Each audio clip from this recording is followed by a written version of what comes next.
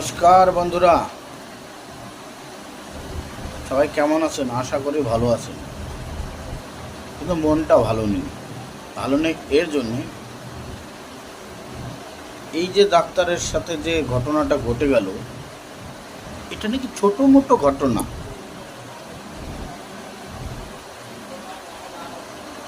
যার হাত টেনে ছিঁড়ে দিয়েছে সেটা ছোটো মোটো ঘটনা,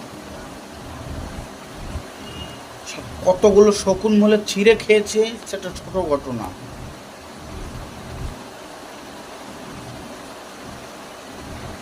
বলছি সরকার কি আর কত বড় চায়, যার কত বড় ঘটনা হোক, লজ্জা করে না এদের?